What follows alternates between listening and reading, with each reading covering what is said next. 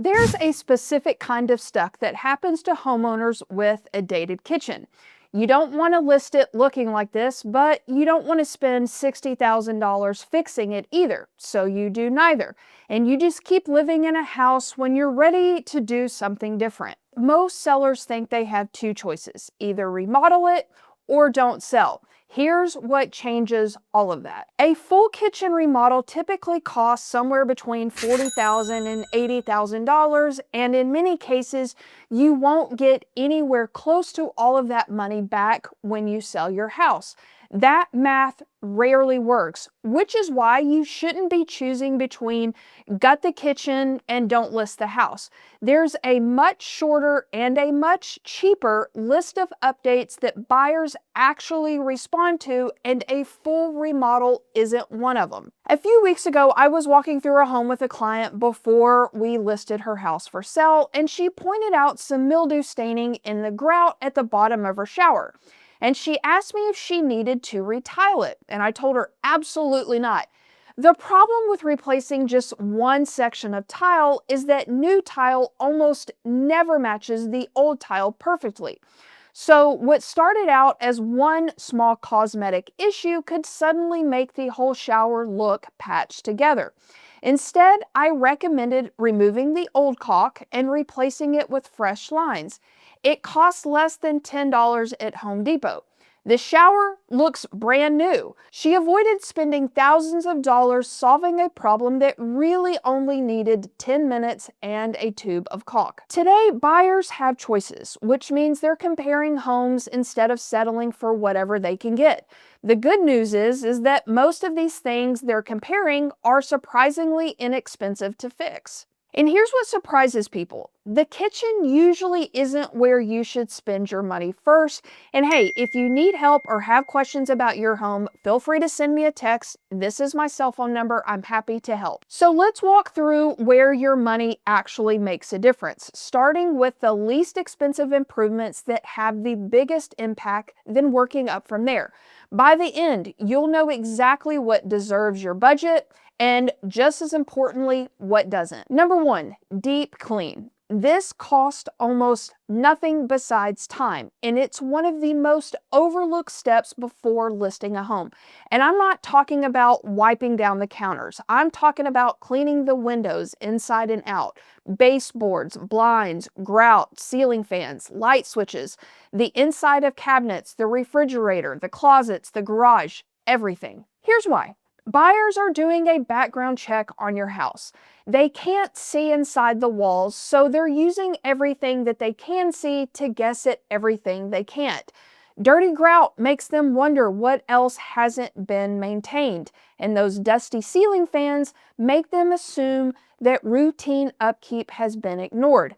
A clean garage tells them that, hey, this owner takes care of this home, and none of those assumptions are necessarily fair, but buyers make them anyway.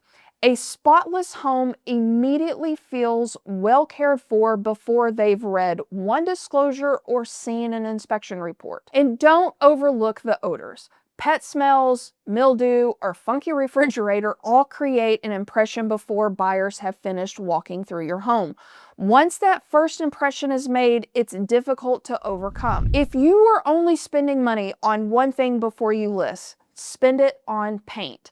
Nothing changes the feel of a home faster or more affordable. Fresh paint makes a home look cleaner, brighter, and more current almost overnight.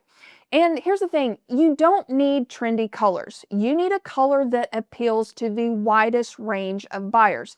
If you still have a dark accent wall, a bold bedroom color, or paint that's simply showing its age, now is the time to change it. And don't stop with the walls. Painting trim, the doors, kitchen cabinets, or even the front door can dramatically update a space without touching anything else.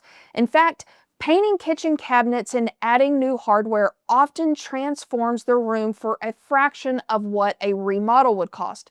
Buyers remember kitchens more than almost any other room in the house.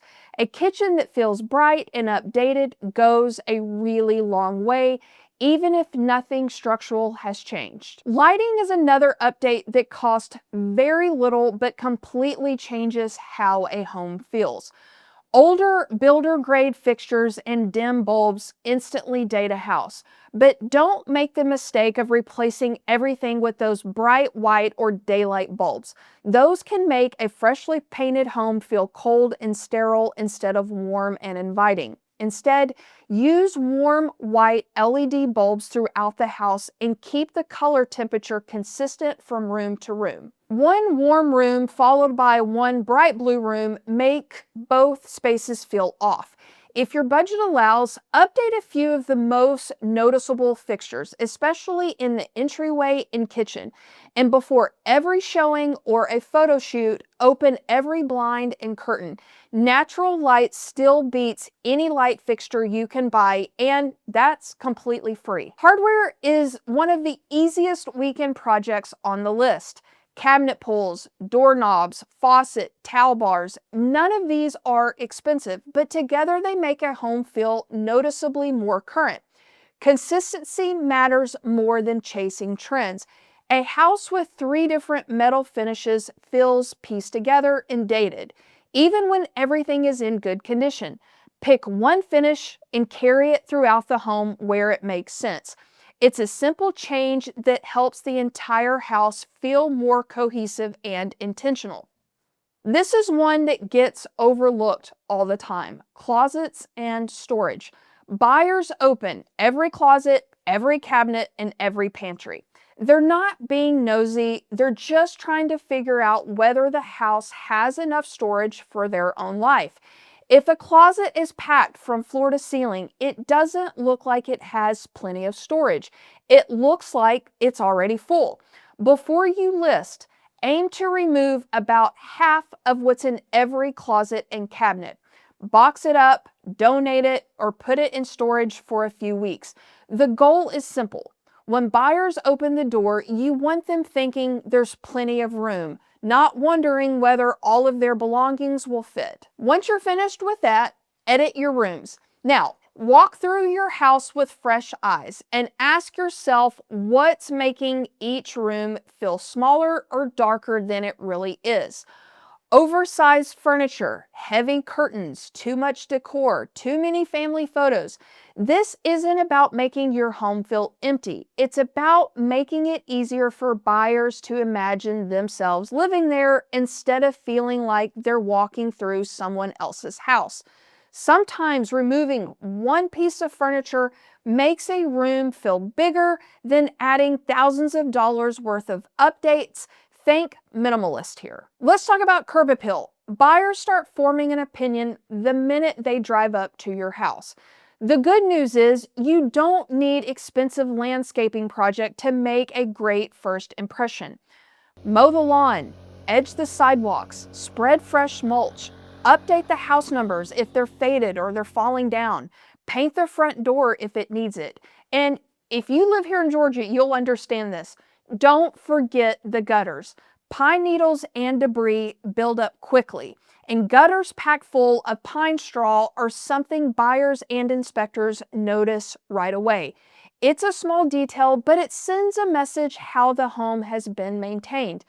None of this requires a huge budget. You're simply showing the buyers that the home has been cared for. And I want to give you an example of this. There's a home in my neighborhood that has been sitting on the market for at least 6 months. Now, it's priced high for the neighborhood, but here's the thing. When I walk my dogs past that house every day, the yard hasn't been mowed, and there are pine needles all over the roof. It's not my listing, so it's not my place to say anything, but I just think about the curb appeal every time I walk past it, and it just kind of makes me shake my head because, again, this is easy stuff, and this is the stuff that gives a buyer the first impression when they pull up. Flooring. This is where I see sellers overspend more than almost anywhere else. Many assume they need brand new flooring throughout the entire house, and most of the time you don't. If the carpet is stained, worn out, or if you have dogs and so it just has that pet odor, replace it. If you have several different flooring types running throughout the main living areas, simplifying that can help create a more cohesive look. But if your existing floors are in decent shape, a professional cleaning or even a restretching of older carpet can make a huge difference. Buyers would rather see one clean, consistent floor than several expensive floors that don't work well together. Let's talk about the two rooms that actually sells the house: kitchen and bathrooms. If you still have room in the budget, this is where I would spend it. These are the rooms buyers pay the closest attention to, but that doesn't mean you need a full renovation. Think refresh, not remodel. Paint the cabinets if you can. Replace the hardware. Update a mirror or a light fixture. Replace worn faucets. Add fresh caulk around the sink or tub if it's needed. Small cosmetic improvements often create the feeling of an updated kitchen or bathroom without the cost of tearing everything out. I know what you're thinking. My God, where do I actually start? Here's the order I would tackle it. First, declutter. Clear out the closets, the cabinets, and the countertops. It's almost impossible to evaluate what a room actually needs when it's full of stuff. Next, deep clean. Once everything is clean, you'll start noticing what really stands out: scuffed walls, worn hardware, old light fixtures, or flooring that needs attention. After you've done all that, or listen to this, if you don't want to do anything else, paint. Paint changes the feel of a house more than anything else, and it's easier to plan every other update once that's finished. After that, move on to lighting and hardware. They're relatively inexpensive, don't take long to install, and together they make the house feel noticeably more current. Photos are your home's first impression because people see it online and they will decide in about 6 photos if they are interested in scheduling a tour or not. Your photos are doing the first showing. One last thing before you start spending money. Don't renovate for the house you wish you had. Prepare the house you're actually selling. Every neighborhood has a different standard. If the homes you're competing with haven't all been completely remodeled, you don't need a luxury renovation to stand out. You simply need your home to feel clean and bright and well cared for your price point. If you like this video, then go check out this next one. I go over 3 things that I would not do if I were selling my own house today. I will see you over there.